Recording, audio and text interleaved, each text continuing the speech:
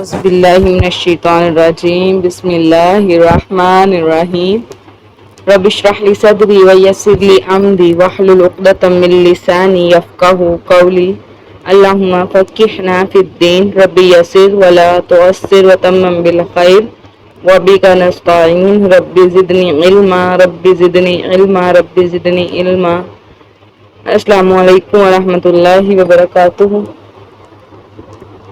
وعلیکم السلام ورحمۃ اللہ وبرکاتہ۔ کیا حال ہے آپ لوگوں کا؟ الحمدللہ، آپ کی خیریت کیسی ہو گئی؟ الحمدللہ، اللہ پاک کا احسان ہے۔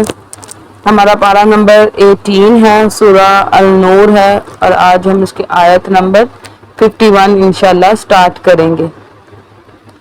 انما در حقیقت کانا ہوتی ہے قولا بات مؤمنین مومنوں کی، اذا جب دعو انہیں بلایا جاتا ہے اللہ اللہ تعالیٰ کی طرف، ورسولہ اور اس کے رسول کی طرف، لیحکم تاکہ فیصلہ کر دے، بینہم درمیان ان کے، ان یہ کہ یقولوا وہ کہتے ہیں سمعنا ہم نے سنا، واطعنا اور ہم نے فرما برداری کی، واولئک اور یہ لوگ ہم یہی المفلحون فلاح پانے والے ہیں۔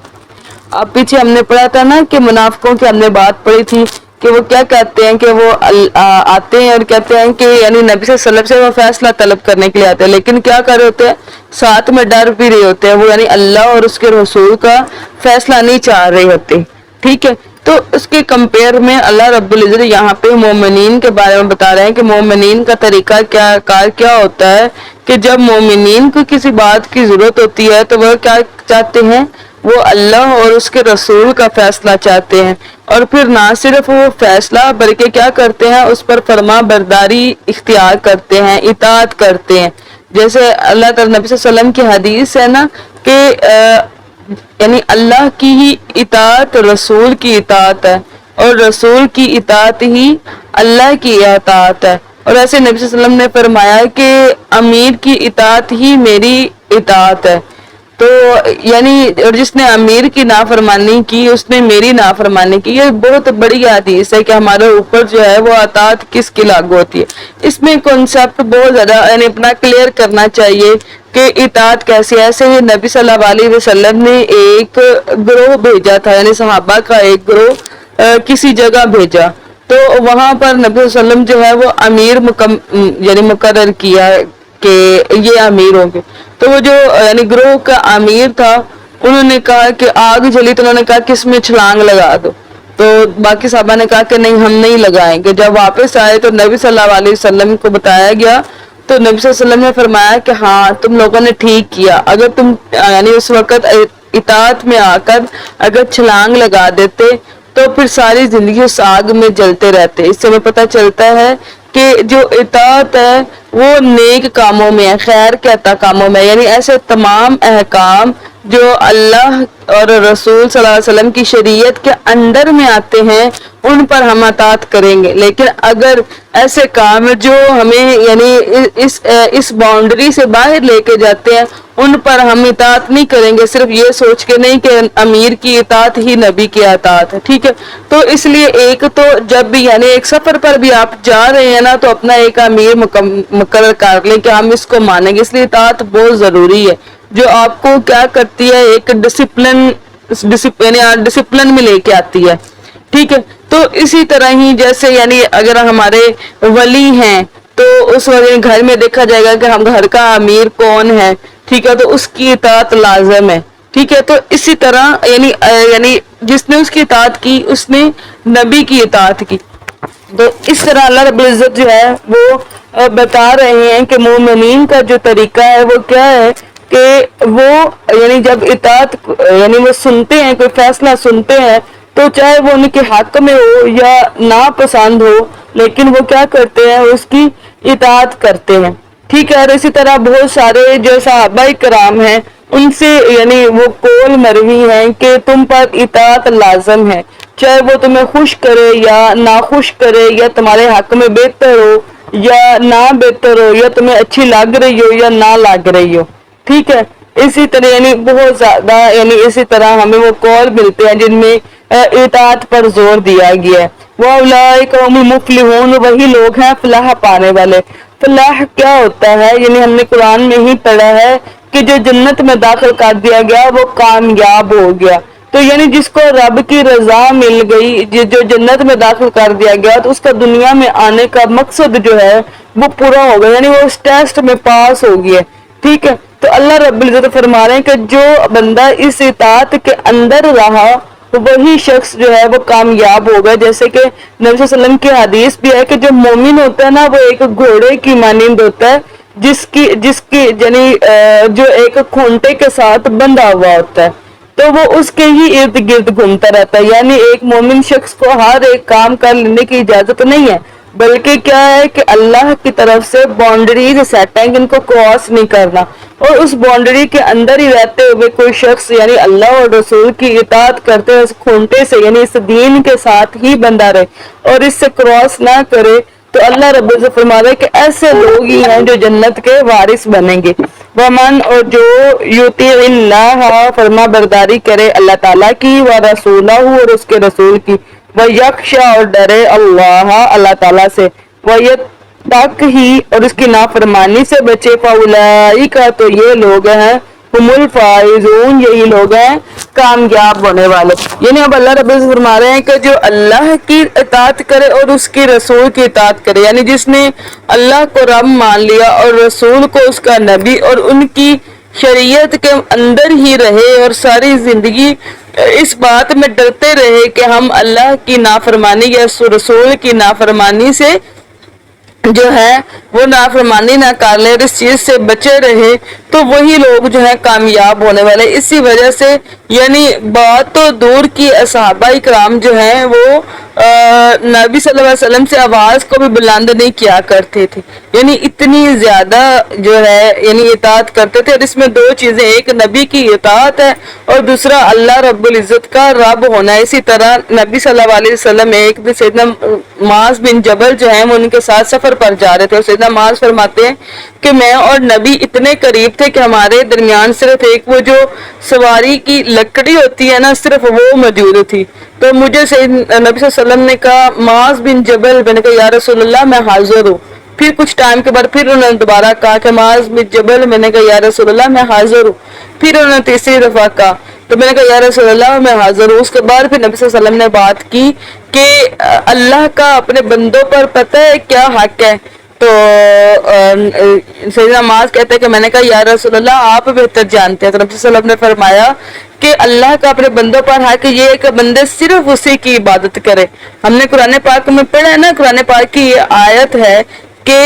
دنیا میں انسان کو جنوں اور انسانوں کو صرف اس لیے بھیجا گیا کہ وہ اللہ کی عبادت کرے. ٹھیک ہے، پھر نبی صلی اللہ علیہ وسلم خاموش ہو گئے اور اس کے بعد پھر نبی صلی اللہ علیہ وسلم نے کچھ ٹائم کے بعد پھر کہا معاذ بن جبل. تو نبی صلی اللہ علیہ سیدنا معاذ نے کہا کہ یا رسول اللہ میں حاضر ہوں. تو نبی صلی اللہ علیہ وسلم نے فرمایا کہ تمہیں پتہ ہے بندوں کا اللہ پہ کیا حق ہے؟ تو انہوں نے کہا یا رسول اللہ آپ بہتر جانتے ہیں. تو نبی صلی اللہ علیہ وسلم نے فرمایا کہ اللہ کا بندوں پر حق یہ ہے، بندوں کا اللہ پہ حق یہ ہے کہ وہ ان کو پھر آگ کا عذاب نہ دے. تو یہی بات اللہ رب العزت یہاں پر فرما رہے ہیں کہ جو یعنی جس نے اپنی زندگی اللہ سے ڈرتے ہوئے گزار دی تو وہی کامیاب ہوں گے. دیکھیں اللہ تعالیٰ ایک سینے میں دو خوف جمع نہیں کرتا. ٹھیک ہے، جس نے دنیا میں اللہ کا خوف کھا لیا نا، قیامت والے دن ہم نے سورہ بقرہ میں پڑھا ہوا ہے کہ ان پر نہ تو کوئی خوف ہوگا اور نہ ہی وہ غمگین ہوں گے. اور جو دنیا میں نہ ڈر رہا، بے خوفی کی زندگی گزاری اللہ سے،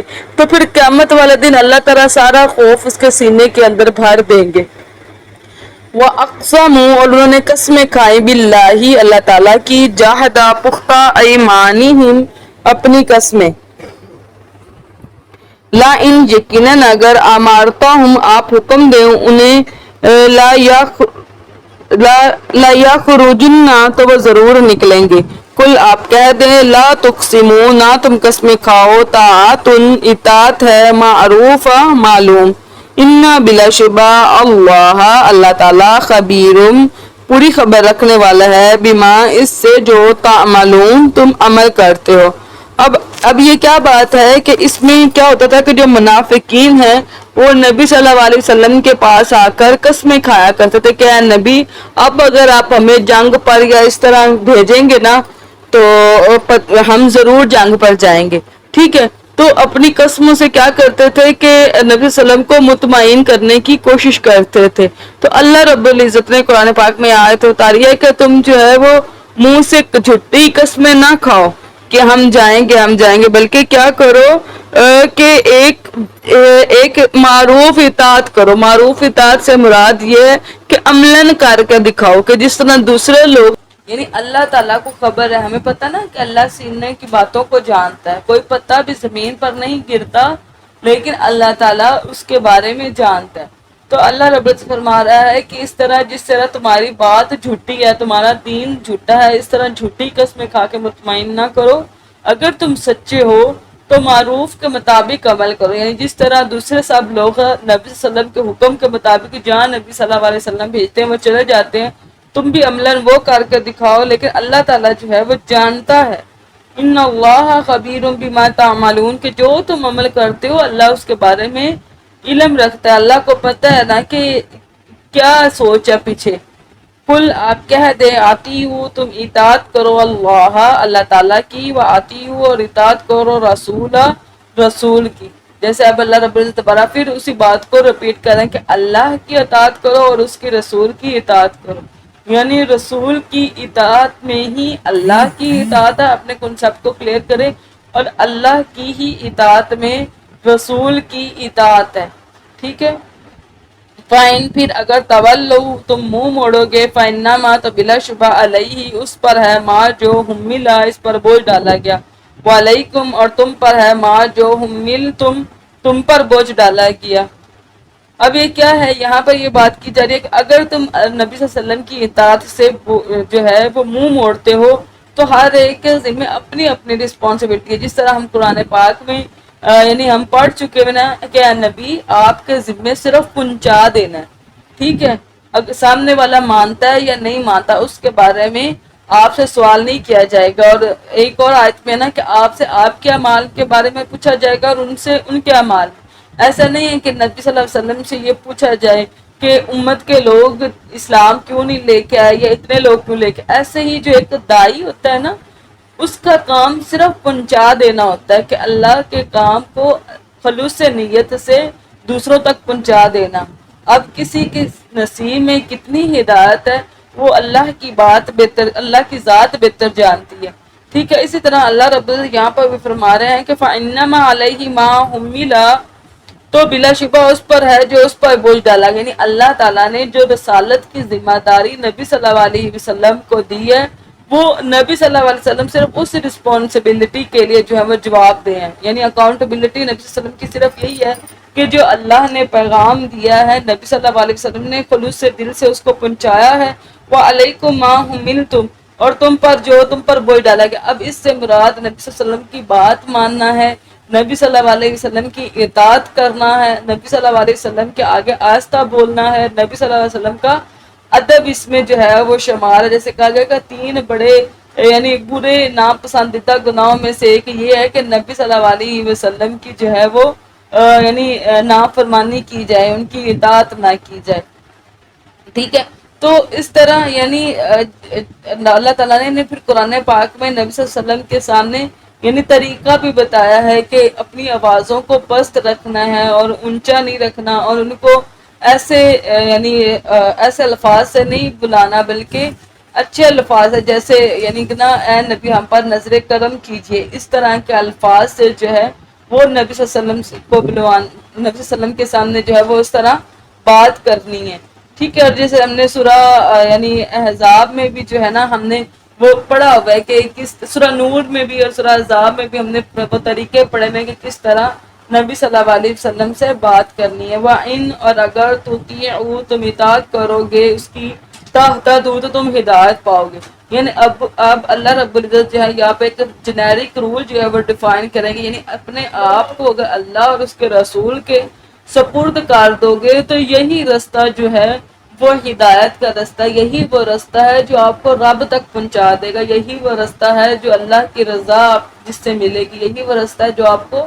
جنت میں داخل کروائے گا۔ وَمَا اور نہیں علی الرسول رسول پر الا سوائے بلاغ کو پہنچا دینا مبین صاف۔ اب اللہ رب العزت اپنے نبی کی یعنی رسپانسبلٹی کی بتا رہے ہیں کہ نبی کے ذمے تو صرف پہنچا دینا ہے، آپ کے ذمے ہے کہ آپ نے کتنا اس پر عمل کیا ہے۔ وعد اللہ وعدہ کیا اللہ تعالیٰ نے الذین ان لوگوں سے جو آمنو ایمان لائے منکم تم میں سے، وعملوا اور عمل کیے صالحات نیک، لا یستخلفنہم وہ ضرور بر ضرور جانشین بنائے گا ان کو فی الارض زمین میں، کما جیسے تخلف اس نے جان نشین بنایا الذین ان لوگوں کو جو من قبلہم ان سے پہلے تھے، ولا یمکنن اور وہ ضرور اقتدار دے گا لاہم ان کے لیے دینہم ان کے دین کو الذی جس سے ذرقا اس نے پسند کیا ہے، لاہم ان کے لیے ولا یبدلنہم اور وہ ضرور بدل کر دے گا ان کو من بعد خوفہم ان کے خوف کے امن۔ اب اللہ رب العزت فرما رہے ہیں کہ جو شخص اللہ پر ایمان لے کے آیا اور اعمال کے بعد انہوں نے کیا کیا کہ اپنے اعمال کو درست کر لیا، تو اللہ رب العزت خود جو ہے وہ ان سے وعدہ کر رہے ہیں، اور ہم نے قرآن پاک میں پڑھا ہوا ہے کہ اللہ سے زیادہ وعدوں میں کون سچا ہے، کہ اللہ اگر انہوں نے اس طرح کیا تو اللہ تعالیٰ کیا کرے گا کہ ان کو زمین کے ایک ٹکڑے میں جان نشین بنا دے گا، ٹھیک ہے، جس طرح اللہ تعالیٰ نے پہلے لوگوں کو جان نشین بنایا۔ اس سے مراد بنی اسرائیل ہے، ٹھیک ہے، جیسے کہ مصر میں پہلے یعنی ان کو اس طرح ایسے نکالا گیا اور ان پر اس طرح ظلم کیا گیا، یعنی مصر میں فرعون کے زیر اثر جب وہ تھے تو ان پر کتنے ظلم ہوئے، لیکن پھر اللہ رب العزت نے ان کو زمین کا ایک ٹکڑا عطا کیا، ٹھیک ہے۔ ایسے ہی اللہ تعالیٰ فرما رہے ہیں کہ جنہوں نے یعنی اللہ اور اس کے رسول کا حکم مانا ان کو اللہ رب العزت کیا کرے گا، زمین میں اپنا جو ہے وہ جان نشین بنا دے گا، اور پھر وہ کیا کریں گے، وہاں پر زمین پر اپنا جو ہے اللہ کے دین کو بلند کریں گے، ٹھیک ہے، اور وہ ان کے اوپر پھر کوئی خوف نہیں ہوگا، کوئی اس طرح کی پریشانی نہیں ہوگی، وہ امن میں ہوں گے، ٹھیک ہے۔ یعنی اللہ تعالیٰ ایک ایسی جگہ ان کو دے گا جہاں پہ وہ سارے کے سارے اللہ کے جو شریعت ہے اس کو نافذ کر سکیں گے۔ ایسے ہی نبی صلی اللہ علیہ وسلم کی حدیث مبارکہ ہے کہ ایک وقت ایسا آئے گا کہ دنیا میں اسلام اس طرح پھیل جائے گا کہ کوئی کچا گھر بھی ہے نا تو وہ بھی ایسا نہیں ہوگا کہ جس کے اندر اسلام نہ ہو، اور ایک عورت جو ہے جو ہیرا سے چلے گی، ہیرا ایک جگہ کا نام ہے، وہاں سے چلے گی اور حرم پاک میں آئے گی اور اللہ کے گھر کا طواف کرے گی، اور اس کو اللہ کے علاوہ اور کسی چیز کا جو ہے وہ خوف نہیں ہوگا۔ اور اسی طرح ایک دو حدیثوں میں اللہ تعالیٰ نے جگہ کو بدل کر، اللہ کے رسول نے جگہ کو بدل کر بتایا ہے کہ وہ آئیں گے اور ان کو اللہ کے رسول کے علاوہ اور کسی چیز کا ڈر نہیں ہوگا، یعنی اسلام جو ہے وہ اتنا زیادہ پوری دنیا میں نافذ ہو چکا ہوگا۔ اور اس طرح بھی کہا جاتا ہے کہ اللہ کے رسول فرمایا کرتے ہیں کہ اللہ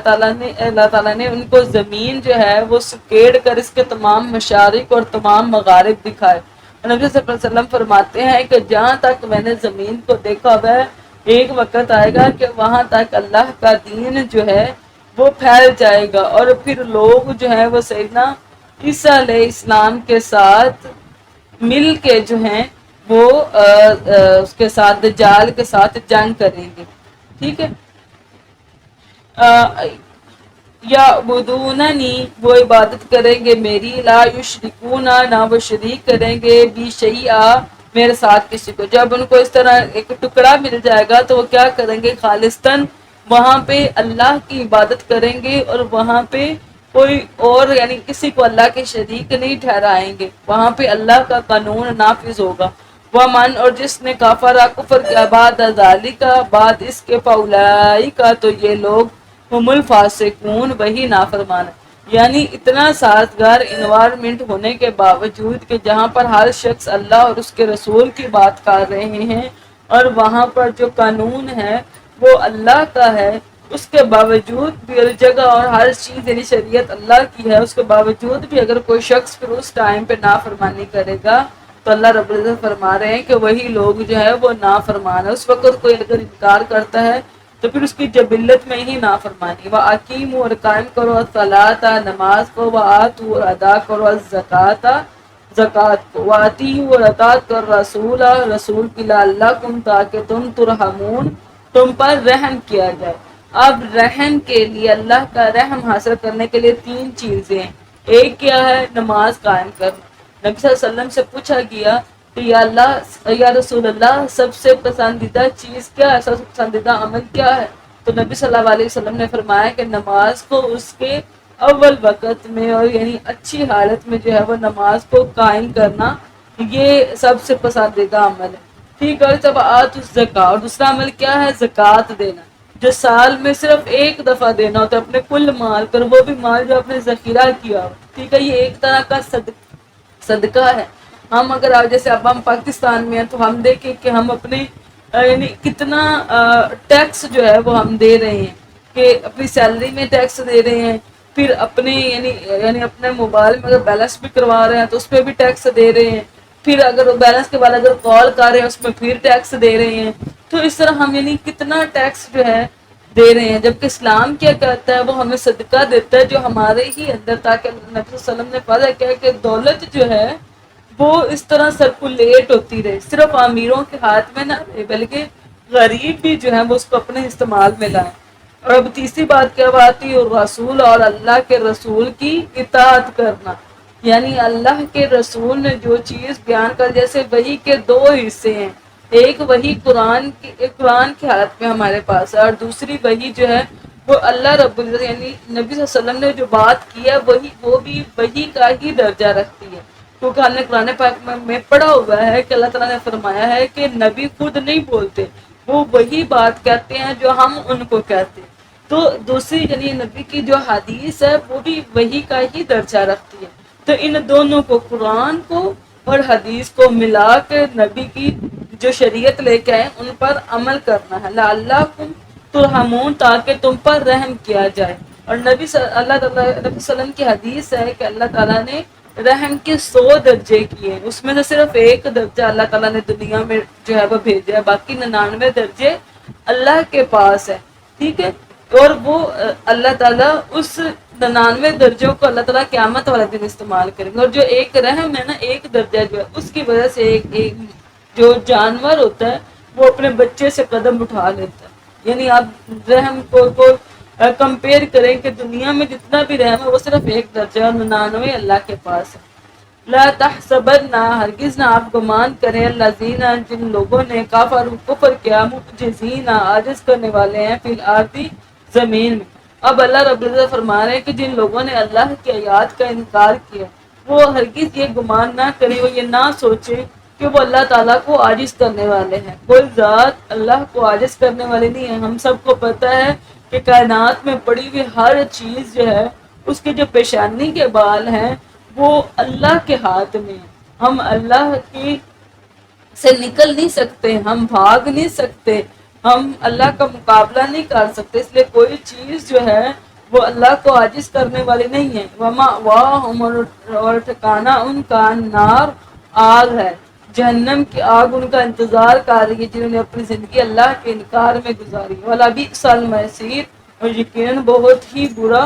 ہے لوٹنے کی جگہ، یعنی یہ جگہ جو ہے وہ بہت بری ہے۔ آپ یہ امیجن کر لیں کہ اس کے بعد کوئی یعنی جو جہنم میں داخل کر دیا گیا اس کی کوئی واپسی نہیں ہے۔ ٹھیک ہے، وہ ہمیشہ ہمیشہ کی زندگی ہے۔ جو جنت میں ڈال دیا گا وہ بھی ہمیشہ ہمیشہ کی۔ اللہ تعالیٰ خود فرما رہے ہیں کہ وہ بہت زیادہ بری ہے لوٹنے کی جگہ، بڑی بری جگہ ہے جہاں پر کوئی انسان رہے۔ تو اس کے لیے دعا کیا کریں، اللہم اجرنی من النار۔ جب کوئی انسان دن میں 3 دفعہ یہ دعا پڑھتا ہے تو جہنم خود اللہ تعالیٰ سے یہ دعا کرتی ہے، انسان کے لیے سفارش کرتی ہے کہ اللہ تعالیٰ اس کو میرے اندر نہ ڈالنا۔ ٹھیک ہے، سبحانک اللہ۔ کوشچن ہے، ہاں کوشچن ہے بیٹا، آپ لوگوں کو یہ ہے تو وہ پوچھ لیں۔ چلے ہم کلاس اینڈ کرتے ہیں۔ سبحانک اللہم و بحمدک، نشہد ان لا الہ الا انت، نستغفرک و نتوب الیک۔ السلام علیکم ورحمۃ اللہ وبرکاتہ. وعلیکم السلام ورحمۃ اللہ وبرکاتہ.